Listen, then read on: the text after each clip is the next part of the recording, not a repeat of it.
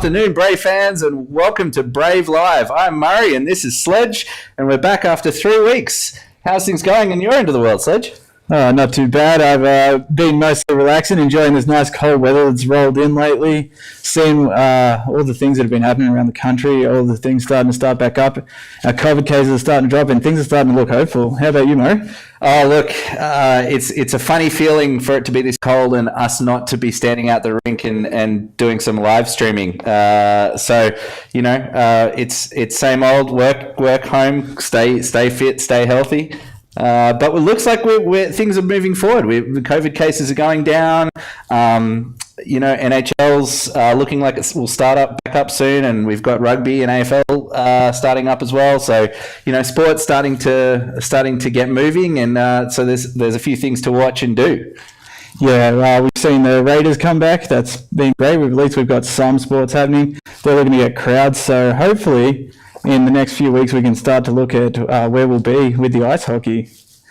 And on that, we've actually heard from the AIHL that they're putting up a return to play committee with our very own representative from the Brave, Sunny Singh, looking at how they can get the league up and running in some form, hopefully towards the end of the year or within the next few months. We don't have any kind of information to give you on that at this point, but they will be meeting frequently to discuss the possibility and viability of a league in 2020. And obviously it's very much dependent on restrictions and how things continue to go with our COVID cases. And there are plenty of formats being considered as well, like the idea of a 3-3 or a round robin sounds pretty exciting. What do you think? Yeah, it's going to be a lot up in the air, depending on borders, whether borders are going to be closed, whether they're going to be open, whether the East Coast ends up opening up. And ice rinks in general, most of them are still closed. They're not open to the public. They can't get the revenue in to open yet. Our own one here, Phillip Ice Skating Centre, that's under renovation now. Apparently there's a lot of work going on there. It's going to be great to see what the Brave Cave looks like when we can finally get up and going. Absolutely. Really exciting to hear that we might have some new boards surrounding the ice and that some work's been done on getting the ice to a really top-notch standard, which is fantastic and is going to be great for hockey of all levels in Canberra. In terms of what we've got coming up today, we're going to be talking to Mitch Henning and Tristan about their experiences with the Brave, and we're really looking forward to bringing a great segment. So remember today, guys, if you want to talk or put any questions on, get commenting, and when we get to the Brave Burning Question segment at the end, we'll ask our guests anything you'd like to put up. Yeah, we've got our first guest today, Mitch Henning. He was the Emerging Brave Player of the Year for 2018. He's become one of our regulars in our lineup. He's worked hard. You'll see him. He's one of the fastest skaters on the ice. My first time I saw Mitch, he played juniors here in Canberra. He captained the Queensland Australian Junior Under-21 to the Cup there. So, without further... are we running statistics first? Okay. Here we are. So 94 games in the AIHL so far. Goals 7, assists 19, points 26, points per game 0.277. It doesn't show how much Mitch moves the puck around the ice. Murray, have you got anything on Mitch? Absolutely. I mean, I can remember Mitch coming in their first season, coming down from Queensland with a few other guys. One of the things you notice about Mitch straight up is just his speed on the ice. And that has just continued to grow and grow. In fact, last season, I was just saying to Mitch that it seemed like he'd developed another gear on the ice, but also physicality of the game. Mitch is not the biggest guy, but he's certainly prepared to stand up to pretty much anyone on the ice. And we saw that last year with some massive hits and some really impressive goals as well. Yeah, that speed kills. You see this line everywhere, and it definitely is the case with Mitch Henning. So do you want to start with the questions today, Murray? Absolutely. Mitch, tell me, how did you get your nickname, the Missile? So it started off from Wombat. Wombat just started calling me Mitch the Missile, and then after I lost my tooth, Jordo started making fun of me about my lisp and just started calling me Myth. And then all of a sudden it turned into Mythile. And yeah, it's all gone from there. And so how's it been for you the last few years? How have you felt you've progressed as a player? Yeah, well, I started off when I was a lot younger. I played, at more of a scoring role, and then when I moved here, it turned into a bit more of a defensive role, which I really struggled with. And with help from Starkey and a lot of the other players on the team, I just learnt to play a little bit more of a defensive role, and like you said, a little bit more physical. And then when I have to step up and play on those top two lines, I think I do play as I should. So I think where we've seen some really interesting sort of progression from you is in the transition. So the ability to get up the puck up the ice really, really quickly, be able to give accurate passing off to your teammates has caused more than a few goals, as the statistics show. And it's been good to see how you and Daj seem to have emulated your playing styles with that speed and the ability to go through the team. Can you tell me, how did you actually originally get into ice hockey? I originally played inline hockey. My brother went to the roller skating rink every Friday night, and he started playing, and then I started playing too. And I ended up stopped playing for about 5 years, and then one day I just came home from school and I said to Mum, I was like, I think I want to try playing hockey again, and I went back to playing inline hockey. And then obviously all the people that play inline hockey, they also play ice hockey, so I tried that as well. And after I made the Australian under-18s team, that's when it sort of really kicked off for me that, I might have a future in this. So I stuck with it, and yeah, I'm really glad that I did. I think the Brave are very glad that you did as well. What has been your proudest moment as a Brave player? As a Brave player, definitely winning the Goodall Cup. Just seeing how proud my dad was after I won, that was a great feeling. So, my mum too, obviously, but when they've worked so hard to get me where I am, it's good to see how proud they were. It's a pretty common sight to see your parents around the rink throughout the season, coming all the way down from Queensland to watch you play. And we've also seen them down in Melbourne and Newcastle and a few other places. Your family's really gotten involved with your hockey, haven't they? Yeah, they love it. They just love the community. They love being involved in, big communities like that, whether it's hot rods or ice hockey or whatever, they're always there. And they love being out and about. And so we've been in a COVID stand down now for quite a while. What have you been doing to keep yourself fit in the stand down? So I didn't really do a whole lot until the Brave Challenge started coming out, and I was even a bit slack with that. But Steve, he's always pushing me, he's always messaging me, making sure I'm doing what I need to do. And ever since that started, and then you obviously see how much progression you've lost, and I just wanted to work to get that back. So I'm always trying to push myself to get back to where I was or beyond and try and be better. That's fantastic. And do you have some questions there for Mitch Sledge? Yeah, so as I mentioned before, you came down, you played for Queensland, you captained Queensland to win the under-20s. How did you find the transition from Queensland to Canberra in both climate and in ice hockey? Well, obviously the rink down here is a lot smaller. I obviously don't have that space, and with my speed, I just, I always find I'm more comfortable when I play on rinks like Sydney or Melbourne and Newcastle. I just have that little bit of extra space to utilize my speed. But obviously the rink is a huge difference. But I love playing with all the boys. They're very welcoming. It's definitely very cold, but after going to Finland, it's made me realise it's not too bad. Yeah. As well, you've played with some great players here on the Brave and on the Australian team. Is there anyone you've found you've wanted to work your game off, or do you prefer to forge your own way through ice hockey? I take a little bit off of everyone. You obviously get your work. I get my work ethic from, players like Kai and Casey, who just, they never stop. They're always working. And then there's your skilled players like Wahib, who are just, they're amazing. You always watch them and you always want to be like them. And then, you've got your like more team players like TK, and, you obviously just want to be like him. So you just want to be that guy that everyone goes to and, always cheers the boys up when they're down. You mentioned before as well, you've done a fair bit of inline hockey. What would you say would be the biggest difference between inline and ice hockey? Obviously the 4-on-4, but yeah, the physicality's a big thing. I find if I haven't skated for a while, like you guys say, my skating's such a big thing for me. If I'm not on point with my skating, I just find I really struggle. And yeah, you just have a lot more time with the puck. Yeah. As well, so playing in the AIHL, there's a lot of big bodies getting thrown around there. Do you ever find yourself wanting to jump out of the way of someone, or just having to take that hit to make the play? Yeah, that's something that I try and learn off Wahib. He's obviously a really small player, and he's always the first player in the corner, but you never see him get cleaned up. So watching him trying to do what he does and play like that always helps.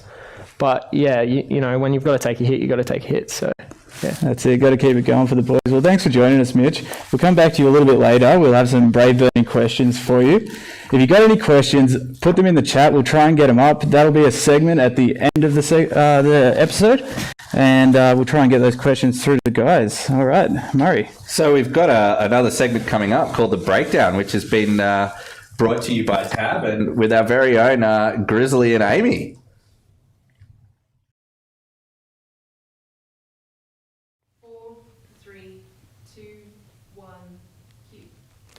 Hey guys, you all know me. I'm Grizzly. This is Amy. We're here to bring you the breakdown today. We're going to relive and break down one of the most memorable moments in Brave history. We are indeed. This is one that Brave fans, you all know it. Best moment ever. It's Sunday, 2nd of September 2018, AIHL Grand Finals down in Melbourne. And Grizz, it was a moment that you nearly missed. Yeah, you're not wrong, Amy. Look, I was...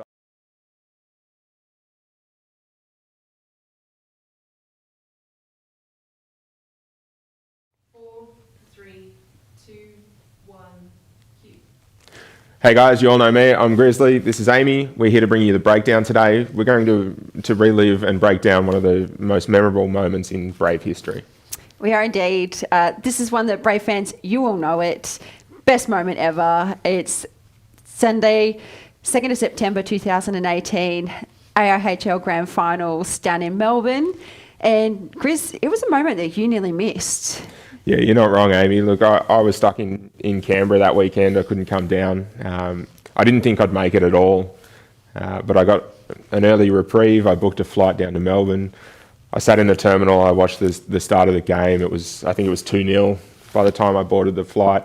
By the time I landed in Melbourne, it was 2-2, and my stomach sank. I was like, I need to get there as soon as possible. Cabby didn't know where he was going. That just stressed me out more, but I walked into the ice arena moments before the puck dropped for overtime. And what you'd missed in that time while you're on that flight was third period, Brave scored a goal. We were up. We thought we'd won. It was scored quite close to the end of that period. We thought we had it in the bag, and then the referees waved it off, and everyone was almost crushed. Like, there was a sense of that we'd tried so hard, and that we were just a little bit deflated, but Brave fans and the Brave family and the team, everyone put in. I don't think I've ever heard the Brave crowd get so loud ever in my life, not even at the Brave Cave. And in that moment, we went into overtime, and the rest is history. So what we're going to do for you guys now is we're going to replay that and let you replay the excitement for yourselves and feel that moment. All right, so the Brave had just taken a shot on Kimlin, easy save. Ryan Law brings it back out of the defensive zone for the Bears, streams down the wing almost unopposed, pushed out wide, which makes the save by Huey just a little bit easier. We see that save there, and then the Brave wheel out of their own zone. You see Chris Levier and Wahib Daj bring it out of the zone, stream through the neutral zone. On that far side there, Trevor Girling's hiding at the blue line there very cleverly. The Bears defence didn't pick him up, so Wahib Daj breaks into the zone and cheeky dump pass back to Girling, who sends a wicked wristed top cheddar bottle rocket for that moment. And what we see here, that water bottle on top of the net, that the moment it lifted off, I think everyone in the stands, we knew game was ours, trophy was ours. We had just won. And that feeling was electric. You can see the crowd there celebrating, and that moment, like, I have goosebumps reliving it. I'm sure you do as well. Absolutely. Look, like you said, it was a moment I nearly missed, but every time I talk about it with anybody, it's one of those moments that just brings back that memory, that feeling, the goosebumps. You know, I was right behind the bench when that goal was scored, and not only did the fans and everyone in the ice arena know, but the Brave knew that they had secured that maiden Goodall Cup. It was phenomenal. I think it represented like a combination of an amazing season by the team, some amazing games played, and then not only that, but for you as well, like, you know, that moment was magic to get there just as the puck dropped for overtime. You literally saw a very few minutes at that game, and it was like the world was waiting for you to get there so that we could win it. Absolutely. And look, I made the joke on the night that, you know, the boys they were waiting for me to get there. But look, it's the culmination, like you said, of an amazing season by the Brave, but it puts an end to that heartbreak, you know, with the Canberra Knights folding, the Brave coming back from that, coming so close for so many seasons. You know, it's what they've strived for so long, and to do it in such a short time is incredible. It's just an amazing thing, and again, I've got goosebumps talking about it. Well, hopefully that's helped you guys get a bit excited for the season that will hopefully get back underway this year. And let's get back behind the Brave. Let's get excited, because we're one big family, and that moment just means so much to everyone. And I think it should help us all with moving forward for the next season. Absolutely. Look, I'm Grizz. This is Amy. That's been The Breakdown. Thanks to the guys here at Brave Live for having us, and we hope to see you again soon. 4, 3, 2, 1, cue. Hey guys, you all know me. I'm Grizzly. This is Amy. We're here to bring you The Breakdown today. We're going to relive. Welcome back, and thank you to Amy and Grizzly for a unique perspective on what was one of the biggest moments in Brave history. And up next, a familiar face among the Brave community and a self-proclaimed statistical mastermind, Tristan Metcalf. He's been a key back office figure for the Brave over the years. So without further ado, welcome to the show, Tristan. Thanks, Murray. It's nice to be here. It's I've brought in sort of some weird stats today. So anyone who follows useless AFL stats in social media, I've tried to steal their idea and grab a handful of things here that are interesting but ultimately have no real purpose. We've had many conversations where you've been able to pull up very interesting and obscure stats on things, which of course provides great topics of conversation. But over the last couple of years, when I first met you, you were in a tiger suit. Yeah. In the Braves inaugural season. Can you tell me what prompted the tiger suit? The tiger suit was just a bit of fun. Something I had in the cupboard. And then for the very first Brave game, I had a good mate of mine was visiting, and he had a big pink pig suit as well. So we thought, let's have a few beers, dress up like dickheads, and go down to hockey. Did that, had a bit of fun. Met some guys that become really good friends of mine in Age and Harb French, and sort of went from there. We sort of kept dressing up to every game, and to be honest, the Brave Cave is a really good spot to be dressed in a full tiger suit because it's nice and warm inside there. I learned the first time I wore it down in Melbourne that the temperature down there is a lot different, and I nearly passed out. But the tiger suit was just a matter of just having it in the cupboard. And over the years, people have become very used to seeing you in and around the rink. You've been a very passionate Brave supporter. And you've also done some amazing things to support mental health beyond blue and bringing those elements into our hockey community. Can you tell me a little bit more about that? Yeah, certainly. And it's something that's certainly not unique to me. And around the Brave community, we've got a number of people that have been very prominent advocates for mental health, in particular guys like Warren's on the board of Lifeline, PC with the Chamberlain Foundation and the work that they do around mental illness. Jamie supports everything, and our captain Wombat is a psychologist, so in his professional life. So it's great that any time that we work towards something in the mental health space, whether it be working with Men's Link and the partnership we have there, which is fantastic. Every year we have the Beyond Blue Cup.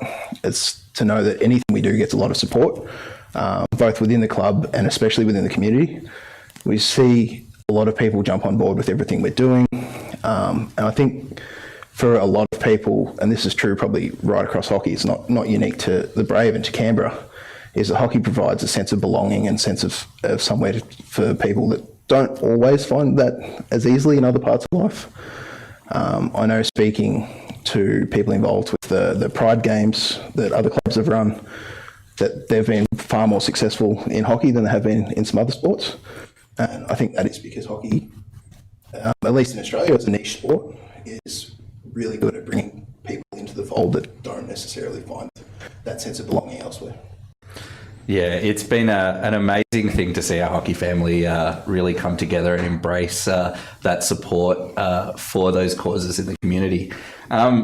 We've got some statistics here that you have brought. Do you want to talk us through? Yeah, I'll have a bit of a chat. So the first couple we've got up here are from the 2019 season. And having a quick look at the split between right-handed and left-handed shooters, we've got slightly more scored by right-handed shooters.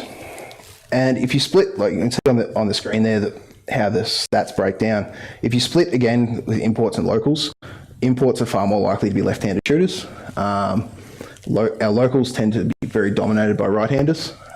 It's a discussion I've actually had with Mitch in the past, because Australians, when they start playing hockey, they pick up the stick and play the wrong way. Canadians will tell you that your dominant hand should be the top hand on the stick, but the way that we grab everything, whether it be cricket, tennis, whatever we're used to, our dominant hand tends to be the bottom one. Some interesting stuff here around the Brave Cave in particular is it's a hard place for goalies to play. It's a high scoring rink, it's small. The lighting until sort of late last year was pretty poor, and it means it's very hard to defend on when teams get out. So goalies in general concede more goals when they're playing at the Brave Cave. And there's only one other rink across the league that have a harder time for goalies, and that's Newcastle, which is a little bit surprising to me, but I think the key reason there is the ice in Newcastle is very good. It's very cold and very hard. While I'm rambling here about other stuff, the 50-minute era stuff that we have here on the screen, with the important announcement this year that we're going to move to 60-minute games, which is very exciting in the AHL. I had a quick look at some of the stuff that's happened over the last 7 seasons since we moved from the 45-minute to the 50-minute games. And we can see here that North American imports have been our stars for the most part. They've gone over 1.5 points a game. And import goalies haven't given us much more wins than local goalies. Slightly higher winning percentage. Local goalies, I think, are about 49%. But you can see, and we know this about our league, that is import dominated. So we can see that the scoring is dominated by imports in any given year. But I just thought that was a useful sort of split to see where the scoring has come from, whether it's the North American guys or the European guys. Ultimately, it depends on the individual player. It doesn't really matter where they're from. So this was just a bit of fun. It's really interesting to see the stats, and one of the things you clearly brought as a from a fan level and outside your hockey was to come in last year and be really heavily involved in the team, in the management of the team, and you were doing statistical analyses of games and providing them to the senior coaching staff. How do you think the team was able to improve because of those statistics? Look, that's always a hard question to answer, because the team's always doing so many different things to improve. That's working with the coaches, working with the strength and conditioning guys. So the work that I'd done and that Steve and Hughes and Cam Moore and stuff have done as well, it just provides a little bit more information, and it's for the coaches to look at it and say, whether that's during a game and notice, we're shooting heavily from one side on the goalie, we need to sort of spread that out a little bit, or our defence is working really well, but when it breaks down, our opposition are getting shots right in the slot. So we're keeping them out most of the time. They might be getting a low number of shots, but they're getting high quality. So I think that information is useful, but in terms of how much impact it has, that's something you'd have to ask the coaches and the players. It might just be sort of white noise in the ear sometimes. Yeah, but I think, though, being able to analyse strengths and weaknesses based on statistics is in all sports provides a different element to the game that players and coaches can embrace. And Sledge, you've got some questions here for Tristan as well. Yeah, on the subject of stats, so anyone that's seen your stat sheets, it'd almost be like looking at the matrix screen. It is just wild how many stats you can fit into so many graphs. What I wanted to ask though, what is the weirdest stat you've seen? What's one that's just jumped out at you that just doesn't make sense? Ooh, it doesn't make sense. I don't know if it doesn't make sense, but something that really jumped out to me was from last year, 2019 season, the Mustangs, who finished 6th in the year, didn't make playoffs. They set a record for the 50-minute era in the least number of shots conceded on goal of any team over that seven season period. As we saw, I think last year, like the Mustangs were a better team than where they finished. I think certainly the games we played against them, they were always tight tussles, especially those two in Melbourne. But for whatever reason, in a couple of close games, they missed out and they couldn't get to playoffs. So that was one that jumped out. One that's a little bit more Brave related. Over that same period, of 4 local goalies that have played more than 4 games, so more than 200 minutes, the best save percentage of any local goalie in the first period belongs to Tets. In first periods, he's gone at 946, which is an incredible save percentage over that period. And there's only 3 imports that have got a higher rate. There you go. Shout out to our local boy, Tets there. Another one I had to ask. So with the lockdowns and everything happening, no sports going ahead, you work a lot with the mental health services. Are you finding more people rely on them or are coming to you to ask for those services during this time? It's been a bit of a mixed bag, but yeah, there is. So for a lot of people, and as we are social animals, that people are missing out on things like hockey and missing out on the community elements of that. Whether that's people just being around other people, being able to ask, oh, are you okay? How's things going? So it's put a lot of pressure on people.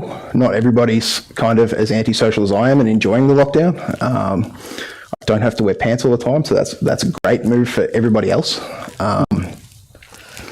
But there are resources around there, and I was having a look this morning.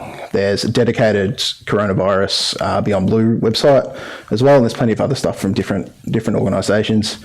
There's 24-hour phone lines, there's web chats, there's forums and stuff, which I find kind of useful. And you don't necessarily have to engage always with something like a forum. You can read and find somebody else that's been through a similar situation to you, and it might be something useful. But certainly this kind of situation puts a lot of pressure on mental health. Yeah, you could imagine so. And I'm sure if anyone needs those services, we can point them in the right direction if they definitely need them here. My next one would be, Murray brought up the Tiger outfit. For anyone that didn't know as well, you were part of the Bravehearts Club.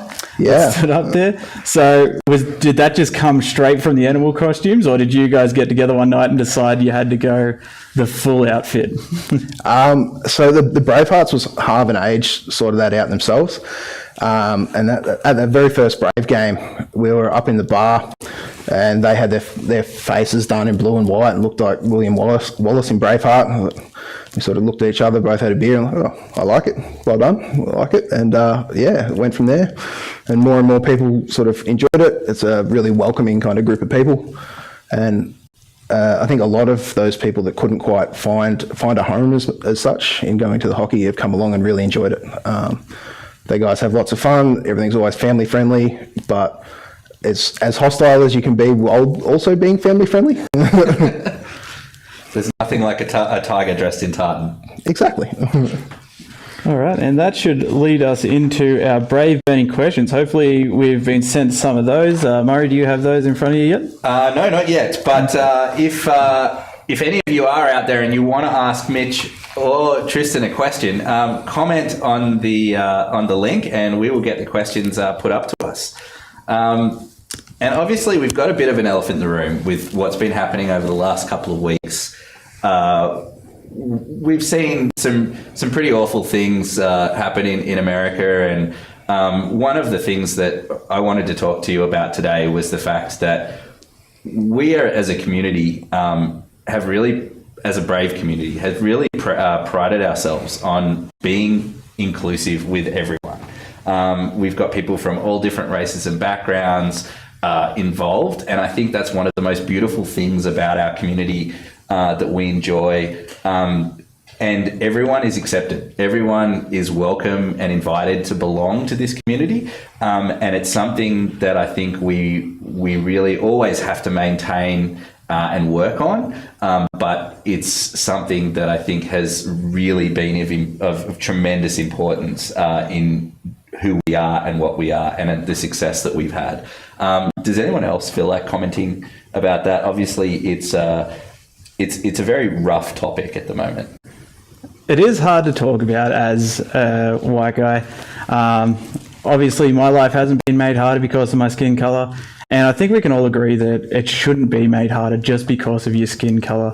You don't have to understand the things that people of colour go through, but you have to understand that they have those problems and we should help them moving forward. We are a North American sport. In ice hockey, that is where this problem is showing the worst. So I think if we just show support at the moment, that's about all we can do at this time. And just be nice to each other. I mean, one of the things, as Tristan's already spoken about, the importance of belonging is a really big part of people's mental health. Can you talk to us, Tristan, about like that attitude within our community? Yeah, certainly. And I think in general in hockey, at least in Australia, it's pretty good. There's absolutely room to improve, and there will always be room to improve. But we are moving in the right direction. The stories coming out from Akimalu and even more broadly around some of the treatment of people in hockey are shocking. Like, nobody should have to go through that sort of stuff. We know here in Australia we've taken some steps, and there was some really good research came out. It was about 12 months ago around homophobia and the use of homophobic language in sports, in particular ice hockey. And it shed the light on some really important stuff that we need to work towards. In particular, the casual use of homophobic language and homophobic slurs. And that's something we're working towards as a sport and as a community. And one of the things they pointed out was a lot of the words involved are not necessarily used with thought to use it as a slur, but using it casually, it puts up that barrier. So if people associate themselves as part of, whether it be the LGBTIQ plus community or whether they be people of colour, when you hear that sort of language, you think, oh, that environment's not for me, and that's not where I want to be. So working on that makes it a far more inclusive environment and allows people to bring them into the tent and to have that sense of belonging, which is fantastic for your mental health. We know people from the LGBTIQ community have rates of suicide 4 times that of non-LGBTIQ people. And similarly, Indigenous Australians have far higher rates of suicide and self-harm than non-Indigenous Australians. And bringing people into a welcoming community is a great way to try and reduce those rates. And hockey is for everyone. Yeah, yes. And I think that's something we as members of the Brave community all agree on, and I know that our club agrees on and is tremendously wanting to support anyone out there within our community who's suffering and who feels negatively in those situations. Yeah. And just an aside for Mitch, as I guess a member of our community who people follow and as a role model for some of the younger people, how have you found this situation as a player? Yeah, it's all kind of surprising. I mean, I've got a lot of friends who are of a different race, and you know, I've personally never thought of them as different, and it's sad to see that, you know, they've been treated in all these ways. I'm trying to educate myself. I've been told to watch the Adam Goods documentary, I think. I've heard that's really good, and it sheds a good light on what happens in sport. And yeah, I guess all we can do is just try and educate ourselves as players. But you know, fortunately, it's something that I've never been involved in or I've never seen. But yeah, hopefully it all sorts itself out. And I think, thankfully, final word, it's been great to have the AIHL taking a strong stand on this sort of behaviour as well, and it's great to see that support amongst and across all the teams. for changing the way we do things and making sure that people do feel included, and that casual racism and discrimination is going to be a focus, and focusing on getting it out of the game. But we do have a lot of questions here that have come through. What we got here? Catherine Woods. With restrictions easing the number of people that can gather together, are the teams starting any training in anticipation of this season getting underway? Mitch? Other than the Brave Challenge, we haven't started anything yet, but Sonny did mention to us that Anytime was opening back up, and hopefully we'll be able to get back into the gym soon and start doing some team sessions together. Fantastic. And from our own Grizzly man, for Mitch, who is the most memorable player you have played against? Also the hardest to play against? It's a really tough question. When you play against so many people, it's hard to think of. But as a teammate, definitely Wahib and Casey are two of the hardest people that I've ever played against. And that's coming from a local and import perspective. Wahib just, he's untouchable, and Casey's also very similar. As someone that I play against a lot, I'd say them too. And also, we must say hi to Arnie Kimmy. We very much miss engaging with you in our comments section from our audio live stream. Hopefully, there's going to be lots more comments from you in the future. Yeah, it's one of the saddest things about not having the season running is I'm missing out on interacting with all the people who used to tune in every week to catch the guys and us. It was great. Very, very true. And just bringing up some more questions here. He'd probably hate it, but would you compare Wahib to Corey Perry with the way he's so silky? He's almost the worm without the dirty side of things. I don't know. I think Corey Perry's just a little bit more cheeky. You don't see Wahib in the penalty box too much, and I think Corey Perry runs his mouth a little bit too. You don't see that from Wahib. I'd love to see a walk of shame like that Winter Classic that Corey Perry had to do, but Wahib having to walk out of a baseball stadium. And we got a question for Tristan from Annie Abbott.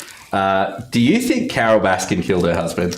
Ooh, good question. Well, now she's got her own new zoo. She's taken over the zoo from Joe Exotic. I'm going to put out another theory, a completely new theory. She didn't kill him. Her first husband is now wearing one of those Mission Impossible masks and is playing her new husband that was wearing the leash in their wedding photo. And it's all under the table sort of conspiracy like that. It makes as much sense as anything else in Tiger King. And we've got a question from Adrian French. Why a tiger? Why not a tiger? I can't remember what the other options were when we bought the suits, but apparently a tiger was the choice. And a question from Eric Balnar. Tristan, wondering if he has a spreadsheet on Danda Danderfield's different attempts on Steve Best and her success rate. I did have a spreadsheet, but there were so many it crashed. I needed to use something like SAS or R that can deal with big data because there's just too many failed attempts there. It's had no success rate so far, but look, I don't think she'll be dissuaded. She'll keep trying. And for Mitch, from Maxi Ross, how many nugs did Mitch Henning catch this summer?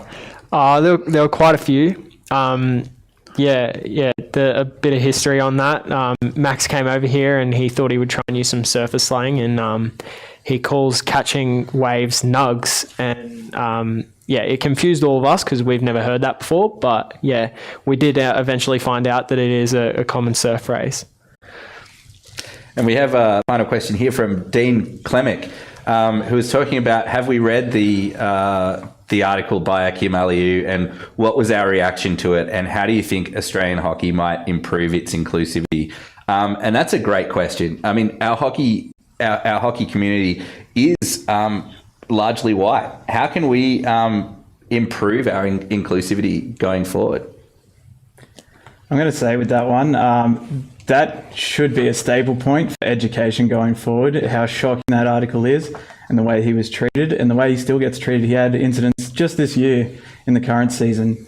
So I think with those type of articles, people need to be encouraged to come forward with incidents like that more often so we can educate ourselves and then try to move forward and help those people back into the game. I thoroughly agree. I think if you see it and you stand by it, that's the standard you're willing to accept. So I'd say that we must call it out and support that. And I know that the club supports that and our players support that. And also, I think from an inclusivity perspective, the more hockey grows in Australia, the more opportunity we give to people from different backgrounds to get involved. It will only enrich this sport. And it will only enrich everyone's experience of the sport. So I think that really is the answer, is continue what we're doing, call it out, and when the problems do arise, be prepared to face them head on.